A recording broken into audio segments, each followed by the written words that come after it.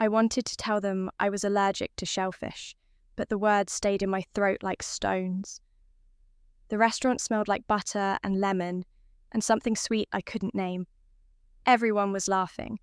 My best friend Emma sat across from me, her face glowing in the candlelight, and beside her was my sister Lily, radiant as always. They were talking about the sleepover tonight, Emma's birthday sleepover, the one I'd been looking forward to for weeks. "Katherine, you're so quiet," Emma said, reaching across the table to squeeze my hand. "Are you excited?" I nodded. I was excited, but there was something tight in my chest, something I couldn't quite name. My mother sat at the head of the table, elegant in her navy dress, laughing at something my father said. Lily was telling a story about her college acceptance letter, and everyone was listening, their faces turned toward her like flowers to the sun. I tried to speak up 3 times. 3 times, the conversation moved past me. "Mum," I finally managed, during a brief pause, "I need to remember." "Oh, Katherine, not now," she said, waving her hand absently. "We're celebrating." The waiter brought out platters of food. Pasta with cream sauce, grilled vegetables, and in the centre, a beautiful seafood paella, studded with shrimp and mussels and something else I couldn't identify. "This looks amazing," Lily said, spooning some onto her plate. "Katherine, try some," my father urged, pushing the dish toward me. I stared at the pink curves of shrimp, the glossy shells. My throat felt tight. I started. "Don't be difficult," my mother said, not unkindly. "It's Emma's birthday dinner. Be gracious." Emma was watching me with those big hazel eyes, hopeful and warm. I loved Emma. I didn't want to ruin this. I took a small portion. Maybe it would be fine. Maybe I was overthinking it. The first bite tasted like salt and butter and the sea. The second bite made my tongue feel thick. By the third, my throat was closing. "Katherine?" Emma's voice sounded far away. I tried to breathe, but the air wouldn't come. The restaurant tilted. Someone was screaming. The lights became too bright, then too dim, then nothing at all. I woke up in the hospital with tubes in my arm and my mother crying in the corner. "She's awake," Lily said, relief flooding her face. "Thank God." But I wasn't awake. Not really. I was somewhere between the white hospital walls and somewhere else entirely, somewhere dark and quiet, where I could finally think clearly. The doctor came in and explained what I already knew. Anaphylactic shock, severe allergic reaction, fortunate that the restaurant had an EpiPen nearby. My parents nodded along, their faces grave and worried. "We didn't know," my mother kept saying. "We didn't know. It was that serious." But they did know. Or they should have. I told them about the shellfish allergy 2 years ago, after I got sick at another restaurant. I'd reminded them twice since then, but Lily didn't have allergies. Lily didn't have any medical conditions at all. Lily was perfect. "The sleepover," I whispered. "Oh, honey, you need to rest," Emma said. She'd been sitting beside my bed this whole time, holding my other hand. "We can do it another time." "No." I tried to sit up, but everything hurt. "I want to go." The doctor exchanged a look with my parents. "If she's stable by evening," he said carefully, "and if she takes her medication and has her EpiPen, I suppose it would be all right. But she needs to be careful." "We'll make sure," my mother said. By 6 o'clock, I was discharged with a plastic bag of medications and instructions I was too tired to fully process. My mother drove Emma and me to Emma's house, where 3 other girls were already setting up sleeping bags in the living room. "My hero arrives," Emma announced, and everyone clapped, and for a moment I felt warm and wanted. "I put your overnight bag in my room," Emma said. "Your mum dropped it off earlier." I nodded, exhaustion pulling at my bones. "I just need to take my medicine first." I went upstairs to Emma's room. pale blue walls covered in photographs and fairy lights, and unzipped my overnight bag. My pajamas were there, my toothbrush, a change of clothes for tomorrow. But no medicine. I checked again, pulling everything out onto Emma's bed. Nothing. My chest felt tight again, but this time it wasn't allergies. It was something colder. I went back downstairs where everyone was laughing and passing around a bowl of popcorn. "Emma, can I use your phone?" "Sure, it's charging in the kitchen." I called my mother. It rang 4 times before she picked up. "Katherine, is everything all right?" "You forgot my medicine." A pause. "What?" "My medicine. The medication from the hospital. It's not in my bag." "Oh." Another pause, longer this time. "Oh, sweetheart, I'm sorry. I must have left it on the counter when I was packing. I was in such a rush. Lily had her college interview prep session, and I was trying to get her there on time. Can you bring it?" "Tonight?" She sounded surprised. "Katherine, it's already past 7. We're all the way across town at Lily's counsellor's office. Can't it wait until morning?" My throat felt tight again. "The doctor said I need to take it every 6 hours." "Well, you took it at the hospital, didn't you? So you should be fine until tomorrow. We'll pick you up early, first thing in the morning, and you can take it then." "Mum, Katherine, please don't make this difficult. Emma's been so understanding about all of this. Just have fun with your friends, okay? We'll see you tomorrow." She hung up. I stood in Emma's kitchen, holding the phone, feeling something inside me crack open like an egg. They'd forgotten. Again. No, not forgotten. Chosen not to remember. Chosen Lily's interview prep over my medication. Chosen convenience over my safety. I thought about calling back. I thought about asking Emma's mother to drive me home. I thought about making a scene. Instead, I went back to the living room and smiled and pretended everything was fine. We watched movies and painted our nails and told stories until midnight. My head started aching around 11. By 1 in the morning, I felt dizzy. At 2, I was shivering even though the room was warm. "Katherine, you okay?" one of the girls, Jessica, asked.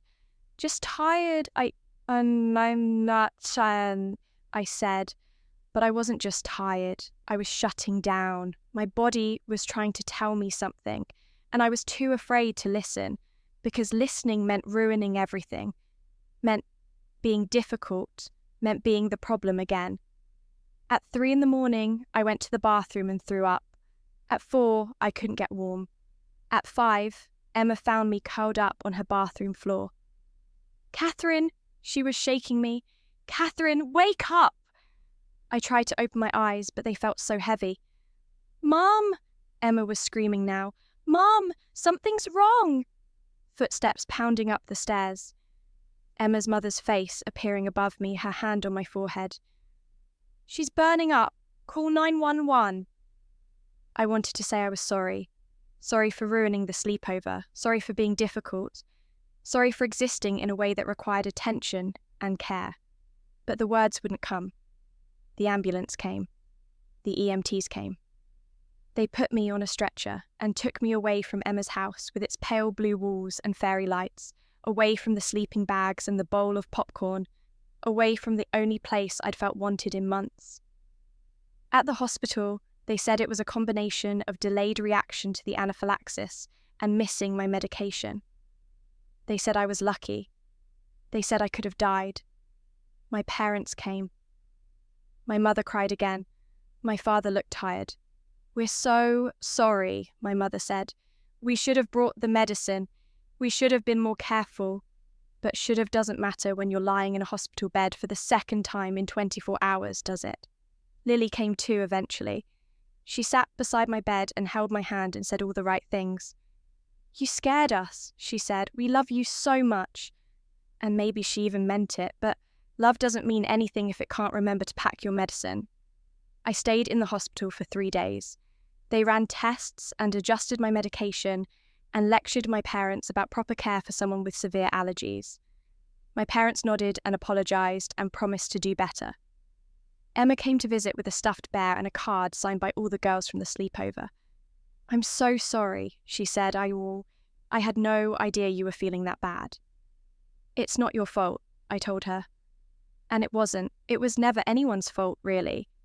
Just a series of small oversights and misplaced priorities that added up to me alone on a bathroom floor at 5 a.m. On the third day, the doctor cleared me to go home. "Take it easy," he said. "Rachel, your body's been through a lot." My body had been through a lot. But it was my mind that felt broken. At home, I went to my room and lay on my bed and stared at the ceiling. Lily knocked once, bringing me soup I didn't eat. My mother checked on me every hour, her face creased with worry that felt performative, like she was trying to convince herself she cared. My father brought me books and magazines and asked if I needed anything, and I said no because what I needed, they couldn't give me. That night, I couldn't sleep. I kept thinking about Emma's bathroom floor, the cold tiles against my cheek, the way my body had tried to tell me I was dying, and how I'd ignored it because I was too afraid of being inconvenient. I thought about all the times I'd swallowed my words, stayed quiet, made myself small. I thought about Lily's college interviews and piano recitals and award ceremonies, and how I'd stood in the audience clapping until my hands hurt. I thought about how I'd spent 17 years trying to earn the same attention she got simply by existing. Around midnight, something in me became very calm. I got up and went to my desk and wrote a letter. Not to anyone in particular. Just to the universe, I suppose. I wrote about being tired, about wanting to rest, about how some people aren't meant to fight this hard just to be seen. I put the letter in my drawer. Then, I took all my medication bottles from my desk and lined them up on my bed. The prescription from the hospital. The EpiPen I was supposed to carry everywhere. The antihistamines. The emergency steroids. I looked at them for a long time. Then I put them back in the drawer, got into bed, and closed my eyes. I didn't take anything. Not because I wanted to hurt myself, exactly, but because I was so tired of being the one who had to remember. I dreamed of drowning, of sinking beneath dark water while people on the shore waved and smiled and didn't notice I was slipping under. When I woke up, I couldn't breathe. My throat was closing again. My chest was tight. The room was spinning. I tried to call out, but no sound came. I reached for my phone, but my hand wouldn't work properly. This is it, I thought. This is how it ends. Quiet and alone and unremarkable. The last thing I saw was my door opening, Lily's face appearing, her mouth forming my name. Then, darkness, complete and absolute, peaceful almost. When I opened my eyes, I was 14 years old. I was sitting in my childhood bedroom, the one with the yellow curtains and the poster of a girl on a horse that I'd loved when I was younger. My hands were smaller, my body was lighter. The clock on my nightstand said 7:15 a.m, and through the window I could see autumn leaves falling in the yard. I knew this day. This was 3 years ago. The day of the regional science fair, where Lily had won first place for her project on renewable energy. The day I'd woken up with a sore throat and asked to stay home, and my mother had said, "Katherine, it's your sister's. Big day. You can rest later." The day I'd gone anyway and spent 6 hours in a crowded gymnasium, while my throat got worse and worse, until finally someone noticed I had a fever of 103 and drove me to urgent care. I sat on my bed, feeling the memories of 2 lifetimes layered on top of each other like transparencies. I remembered dying at 17. I remembered Emma's bathroom floor. I remembered choosing to give up, but I also remembered this day, this exact moment, with perfect clarity. And this time, I knew what I knew. This time, I had a choice. I got up and looked at myself in the mirror. 14-year-old Katherine, with braces and uncertain eyes and hair that never did what I wanted it to. "I'm not doing this again," I said quietly to my reflection. Then I went back to bed. My mother knocked at 7:30.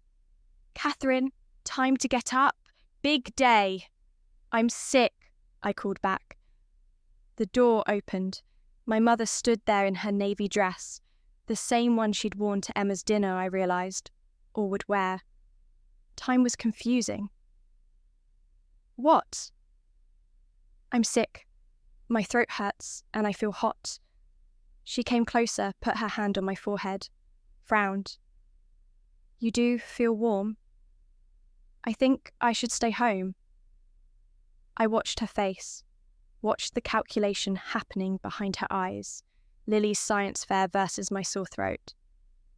"Can you just take some medicine and push through?" she asked. "It's such an important day for your sister." In my first life, I'd said yes. I'd gotten up and gotten dressed and gone and gotten sicker. This time I said, "No." My mother blinked. "No? No, I'm sick and I need to rest. You and Dad should go with Lily. I'll be fine here." "Katherine, we can't just leave you home alone when you're sick." "I'm 14, not 4. I can take care of myself." She looked uncertain, off balance. I'd never said no before, not like this. "Let me get the thermometer," she said finally. It read 102.4. High enough that she couldn't argue. "Okay," she said slowly. "Okay, I'll have your father stay home with you." "He should go," I said. "Lily will want both of you there for pictures." "But, Mom, I'm just going to sleep. Go." She hesitated, then nodded. "Call if you need anything." "I will." She left. I heard her talking to my father downstairs, their voices rising and falling in discussion. Eventually, I heard the car start. They were gone. I got up and took my temperature again. Still 102.4. Not faking it then, just trusting my body instead of ignoring it. I took medicine. The right medicine, the dose I actually needed, and drank water and went back to bed. And I slept for 12 hours straight. When I woke up, it was dark outside and my fever was gone. Downstairs, I could hear my family coming home, their voices bright with excitement. "First place," Lily was saying. "I can't believe it." "We're so proud of you," my father said. I stayed upstairs, let them have their moment. I wasn't bitter anymore. I was just separate. Later, my mother brought me soup. "How are you feeling?" "Better." "That's good. We missed you today." She said it like she meant it. Maybe she did. "Lily wanted you to know she wished you could have been there." "I'm glad she won." My mother smiled, relieved that I wasn't upset. "Get some rest, sweetheart." After she left, I lay in bed and thought about the 3 years ahead of me, about all the moments where I'd silenced myself, made myself small, tried to earn love through disappearing. I wasn't going to do that anymore. Not because I was angry, not because I wanted revenge, but because I finally understood that you can't make people see you by becoming invisible. Over the next few months, I practiced a new way of being. When my mother asked me to skip my doctor's appointment because Lily had a piano recital, I said no. I went to the appointment. Lily's recital had plenty of audience without me. When my father suggested I give up my spot in the spring musical so Lily could have the lead, I said no. I auditioned anyway. I got a supporting role. It was enough. When Emma invited me to join her family's trip to the beach, and my mother said I should stay home to help with Lily's college prep, I said no. I went to the beach. Lily managed fine without me. Each no felt like pulling a thorn from my skin. Small pain followed by relief. My parents were confused at first. "You're being selfish," my mother said once. "Maybe," I replied calmly. "Or maybe I'm just existing in the same way Lily does, and you're only noticing it now." She didn't have an answer for that. The months passed. Fall became winter, became spring. I kept track of my medications myself. I wrote down all my allergies and kept the list in my wallet.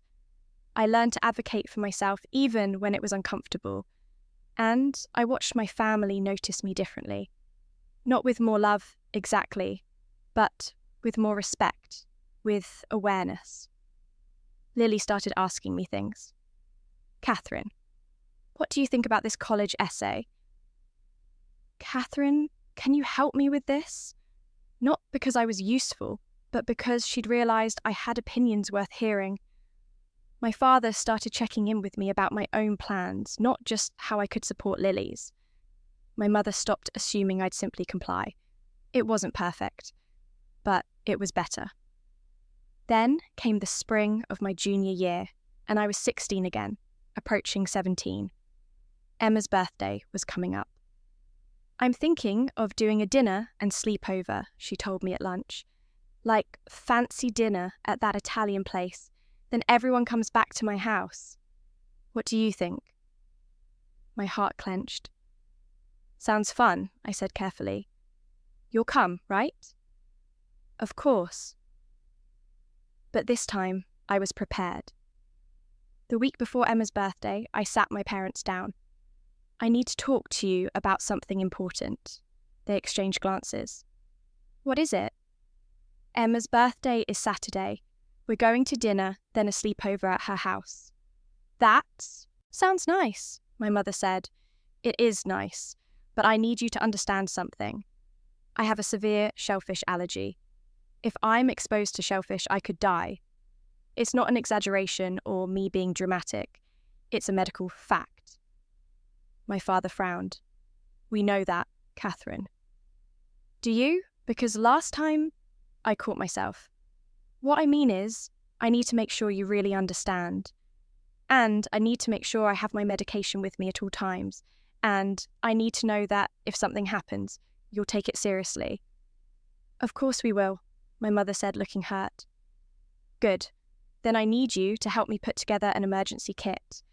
EpiPen, antihistamines, emergency contact information, a list of my allergies. I'm going to carry it with me everywhere, but I want you to know what's in it and why. We spent that afternoon putting it together. My mother wrote out the list of allergies in her neat handwriting. My father made sure the EpiPen wasn't expired. Lily helped me find a small bag that would fit everything. It felt different doing this together, like we were a team instead of me fighting alone. Saturday came. Emma's birthday dinner was at the same Italian restaurant, or what would have been the same restaurant in my other life. But when we got there, I spoke up immediately. I have a severe shellfish allergy, I told the waiter. I need to make sure there's no cross-contamination in whatever I order. The waiter nodded seriously. Of course. Let me get the manager. The manager came out and went through the menu with me, explaining which dishes were safe. My family waited patiently. Nobody told me I was being difficult. I ordered chicken piccata. It was delicious. I didn't get sick. After dinner, we went back to Emma's house. Before my parents left, my mother pulled me aside. You have your medicine? I showed her my emergency kit. Good. Call if you need anything. I mean it, Katherine. Anything at all. I will. She hugged me, tight and real. Have fun, sweetheart. The sleepover was perfect. We watched movies and painted our nails and told stories until midnight. Around 11, I started feeling tired, so I took my nighttime medication without making a big deal of it. Jessica asked what it was for, and I explained about the allergy and the precautions, and she said, "That's so responsible of you." It was such a small thing, but it made me feel seen. We fell asleep around 2 a.m, sprawled across Emma's living room in our sleeping bags. I woke up at 8, feeling rested and healthy and happy. Emma's mother made pancakes. We ate them in our pajamas and laughed about nothing in particular. My parents picked me up at 10. My mother asked how it was, and I said, perfect. And it was. The rest of junior year passed smoothly. I kept my medicine organised. I spoke up for myself. I set boundaries. And slowly, quietly, my family began to see me as someone whole. One evening in late May, Lily came to my room. "Can I talk to you?" "Sure." She sat on my bed, picking up my blanket. "I've been thinking about college, about leaving." "Nervous?" "A little, but also, I'm going to miss you." I looked at her, surprised. "I know I haven't always been the best sister," she continued. "I get so caught up in my own stuff, and Mum and Dad put so much pressure on me to be perfect. And sometimes I forget that you're dealing with your own things. But I want you to know that I see you. I see how strong you are, how you take care of yourself, even when no one else is paying attention." My throat felt tight, but this time in a good way. "Thanks, Lily." "I mean it. You're amazing, Katherine. I hope you know that." After she left, I sat on my bed for a long time, holding that moment gently. Emma's birthday came around again the following year, my senior year, the year I would have died. "Same tradition?" Emma asked. "Dinner and sleepover?" "Absolutely." This time, when we went to the restaurant, I didn't need to check the menu anxiously. I knew how to navigate it. I knew how to protect myself. When we got to Emma's house, I had my medicine. I took it on schedule. I woke up the next morning healthy and whole. At breakfast, Emma said, "You know what I love about you, Katherine? You're so calm, so steady. You know exactly who you are." I smiled. I do now. Graduation came in June. I walked across the stage in my cap and gown, and my whole family cheered. Not just for show, but because they were genuinely proud. After the ceremony, my mother hugged me and said, "I'm so proud of you, Katherine. So proud of the person you've become." "Thanks, Mum." "I'm sorry," she added quietly, "for all the times I didn't pay attention. For all the times I should have been there and wasn't." "I know." "You're not going to let us forget again, are you?" I laughed. "No, I'm not." "Good," she said. "Don't." That summer, before leaving for college, I went through my old desk. In the back of a drawer, I found a letter. One I'd never written in this life, but remembered writing in another. The letter about being tired, about wanting to rest. Except it didn't exist here. Because I'd chosen differently. I sat on my bed, holding the space where that letter should have been, and felt grateful. Not for the dying, not for the suffering, but for the knowing. For understanding, finally, that taking care of yourself isn't selfish. That speaking up isn't difficult. That existing loudly isn't asking for too much. In August, my parents drove me to college. As we unloaded boxes from the car, my father said, "You have all your medications?" Triple-checked. "Emergency contacts programmed in your phone?"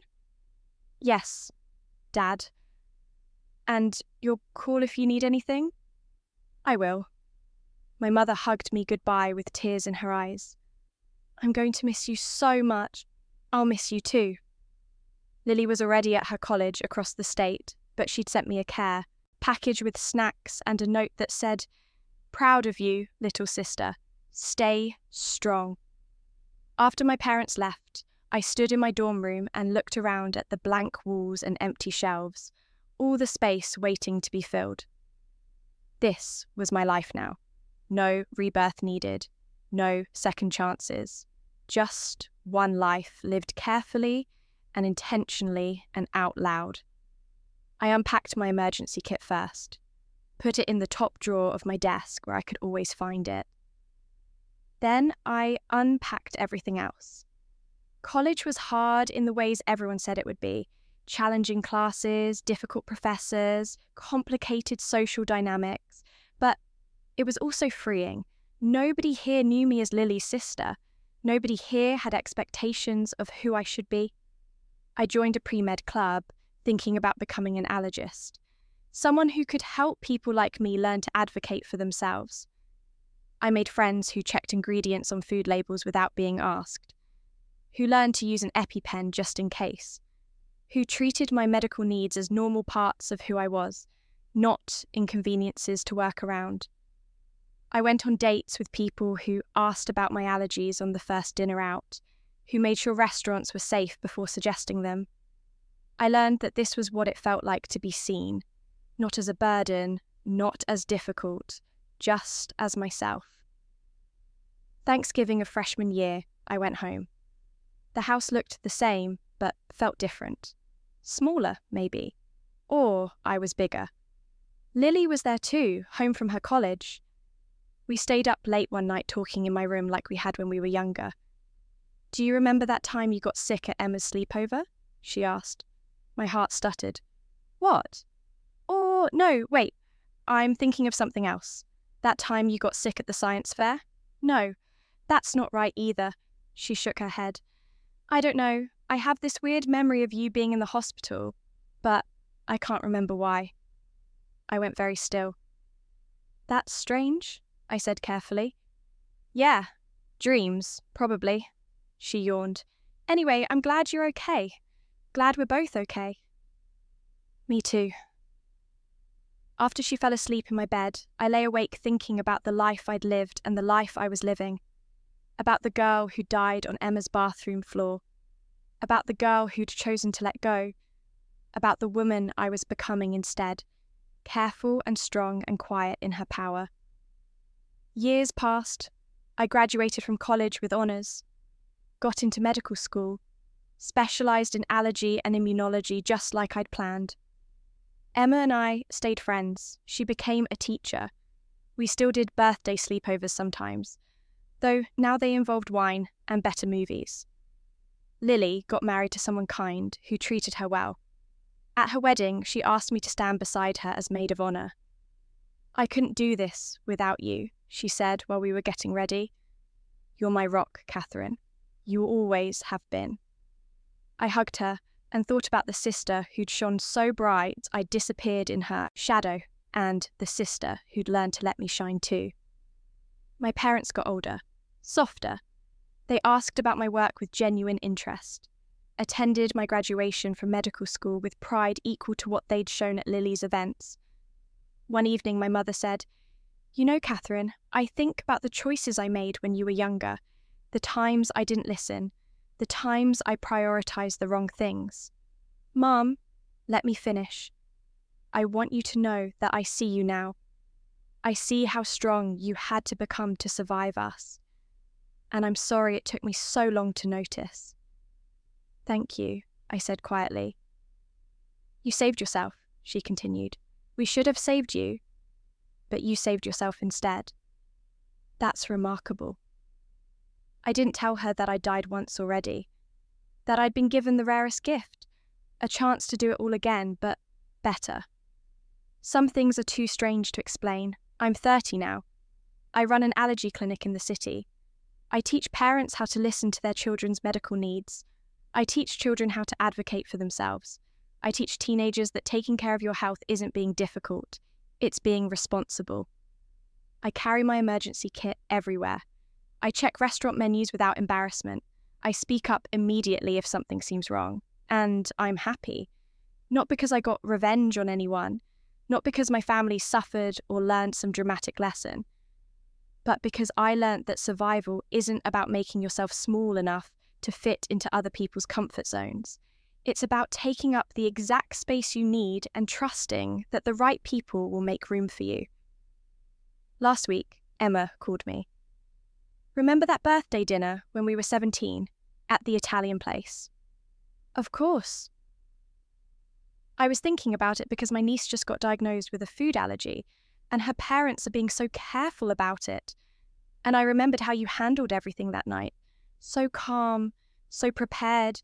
You probably saved your own life just by being organised. "Probably," I agreed. "You've always been like that, haven't you? So quietly strong, so careful with yourself." I smiled. "I try." After we hung up, I sat in my apartment, my own place, decorated how I liked, stocked with food I could safely eat, and thought about the girl I'd been, the one who'd stayed quiet too long, the one who'd made herself small, the one who had died alone on a bathroom floor because she was too afraid of being inconvenient. And I thought about the woman I'd become instead, the one who spoke up, the one who took up space, the one who lived. Sometimes, late at night, I think about the rebirth, about waking up 14 again with all my memories intact. Was it real? Was it a dream? Does it matter? All I know is that one version of me died young and unremarked. And this version of me lived, not because of magic or divine intervention or cosmic justice, but because I chose, every single day, to remember my medicine, to speak up, to matter. This morning I woke up in my apartment to sunlight streaming through the windows. I took my vitamins and checked my emergency kit out of habit, making sure everything was current and accessible. Then I made coffee and sat on my balcony and watched the city wake up below me. Somewhere out there, a girl is learning she has allergies. Her parents are being given information they might forget. She might learn to stay quiet about her needs, to make herself small, to disappear, or she might find her way to my clinic. And if she does, I'll teach her what I learned. That your health matters, that your voice matters, that you matter. Not because you're perfect or convenient or easy, but because you're here. And that is always, always enough. The evening sun slants through my office window, golden and warm. I'm finishing up paperwork from today's appointments. The last patient was a teenage girl with a shellfish allergy. Her mother kept trying to talk over her, minimize the severity, suggest she was being dramatic. I stopped the mother gently. "Let's hear from Katherine." I paused, surprised I'd used my own name. "Let's hear from Sarah," I corrected. "Let her tell us what she's experiencing."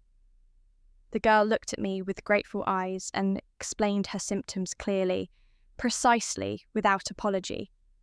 As they left, the mother scheduled a family session. "I think I need to learn how to listen better," she admitted.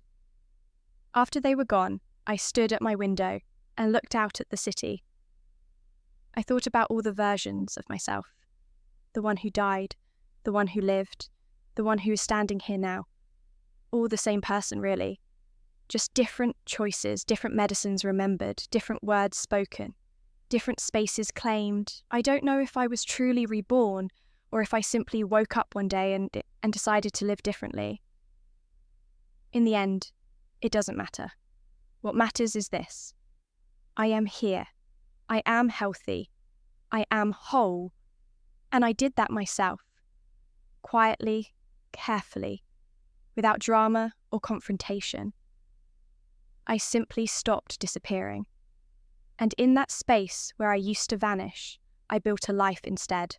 A life where medicine is always packed, where allergies are always mentioned, where needs are always voiced, where I am always, finally, enough. Tomorrow, Emma and I are having dinner. Just the two of us at a restaurant I've already vetted. Lily is bringing her daughter to visit next month. I'm looking forward to teaching my niece about standing up for herself, about knowing her worth. My parents are coming to my clinic's open house, where I'll give a talk about medical advocacy. My life is full of ordinary moments now. Quiet ones, peaceful ones. No dramatic revelations. No karmic justice. No revenge. Just the simple, radical act of existing fully, of taking care of myself, of being seen. This is my story, not the one where I died young and tragic, but the one where I learned to live carefully, intentionally, out loud, where I kept my health quietly, where I kept myself, finally, at all. And that is enough. That has always been enough. I close my office for the day, check my emergency kit one more time, and step out into the evening. The city moves around me, full of people living their lives, and I move with them, another person in the crowd. But this time, I'm not disappearing. I'm just living, quietly, carefully, completely, myself.